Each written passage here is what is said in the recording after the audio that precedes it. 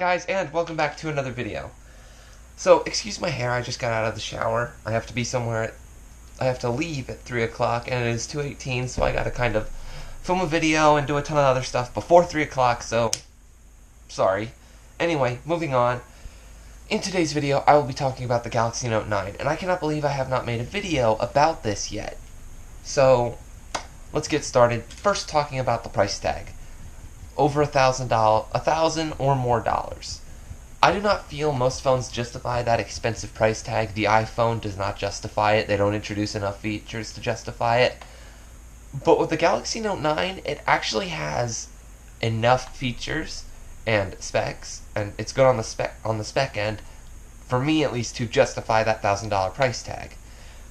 It's got a good design, multiple cameras, heart rate sensor, fingerprint sensor, and iris scanning.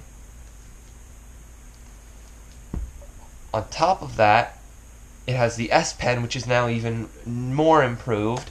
It has the Edge screen. It has all the features Samsung puts in it, which makes it, to me, worth that price tag. Now, let's talk about the features. The S Pen. The S Pen has been updated and now can act as a remote, and actually has an internal battery that charges when you plug it into the phone. On top of that, the way it operates as a remote is it can be used to take pictures and to activate the camera. So if you want to take a picture and you need to kind of put the phone away out of your reach to get everyone in the shot, you can use the remote on the S Pen to trigger it, which I can't remember the range, but I feel like it's like 3 feet. No, it can't be 3 feet. It's got to be closer than that. I can't remember. Anyway, I think that's all new. The only new feature they added to the S Pen. If they added more features, I have forgotten them.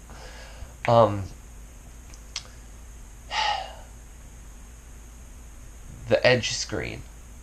I've always hated the Edge screen, actually. I feel like it's just one of those things that they've incorporated and now they don't give you the option. I don't need both the Edge screen and the S Pen. So that kind of irritates me. I still don't like glass front and glass back phones. I think metal backs like the Pixel are better. Particularly, I'm a huge fan of the Pixel 3's design, and yes, the Pixel 3 has glass on the back, but I'd say the glass lining that they give us for wireless charging on the antennas is better than like the iPhone solution, which was plastic antenna lines, which just looked terrible. Ugh. I still think that looks better than all glass back. The screen, as far as I've seen, Samsung usually provides some of the best screens on the market. They're always just beautiful, and I don't think I've ever seen something that looks more so vibrant on the colors than a Samsung phone. I kind of want to talk about the storage. The storage is one of my really interesting parts. It's the part that interests me the most. You can get a 500 gigabyte variation with a 500 gigabyte micro SD card capacity. So if you get the 500 gigabyte phone and you get a 500 gigabyte SD card, you have 1 terabyte of storage in your phone. That is amazing. I mean, think about that. 1 terabyte in your pocket, in your phone, even for modern technology. That's amazing. And I just really like that part, if that's not clear. The blue variation of the Note 9. I really like that there's this like dark blue with a yellow S Pen. I just like it, and the packaging for it is also really cool. What else? Most phones nowadays are water resistant or waterproof. Although I don't want to say waterproof because they are only rated for so far. So water resistant is more accurate. I'm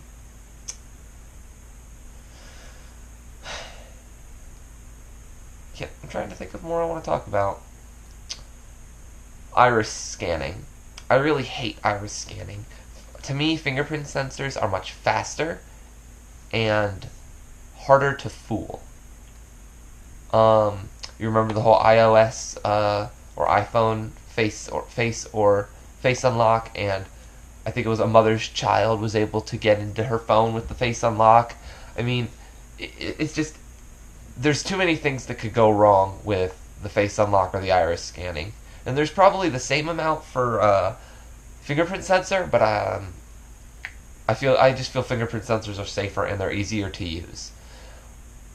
I say stop that. What else?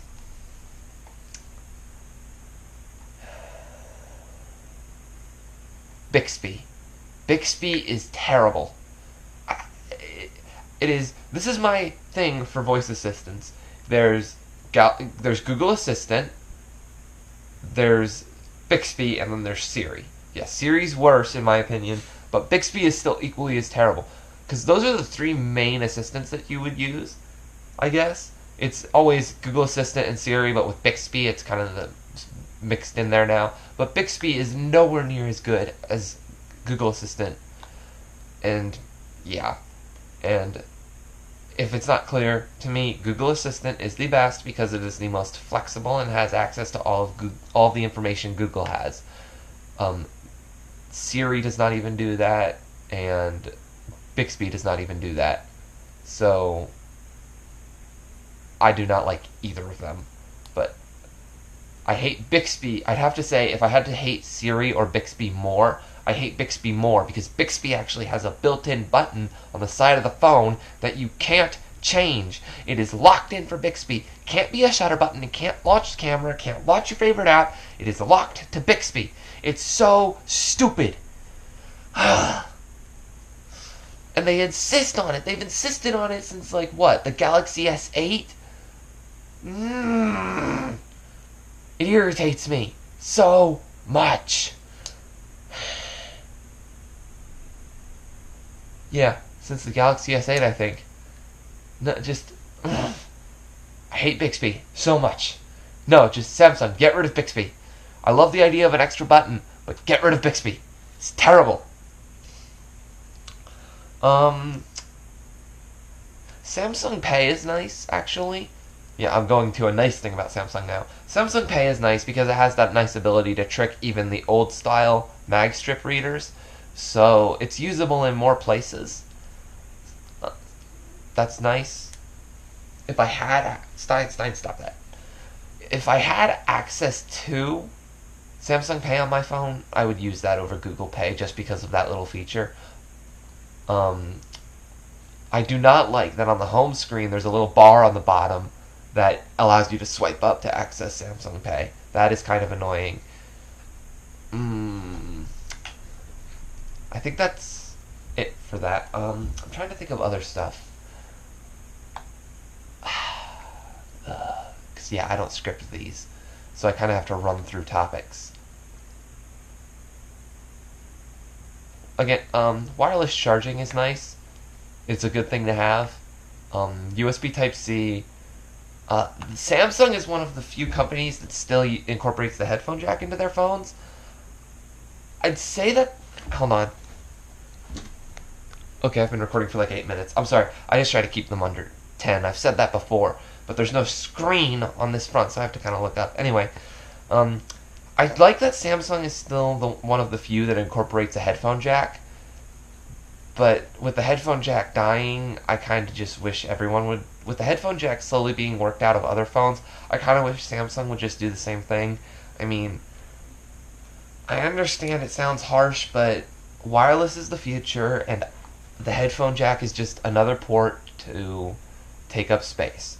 If it was the headphone jack or a smaller battery, I'll choose getting rid of the headphone jack every day, because having that jack for me is not worth a smaller battery. And that's another thing. I don't like how thin phones are getting. Like, this is kind of a thin phone, and so is the Samsung Note 9. I wish that phones were actually bulkier for larger battery. Plus, I can tend to drop my phone, so a larger phone would also mean better grip. And when I say larger, I don't mean like in terms of screen size and then continuing to increase that. I mean like thicker, heftier. I just would prefer it because, if we could live in a world where carrying one of these things, a power pack, was not necessary because our phones lasted that long, that would be awesome. I think that is all I have to talk about on the Galaxy Note 9. I hope you guys enjoyed this video. I hope it was at all informative, and stay tuned for tomorrow's video, and peace out. What's going on, guys, and welcome back.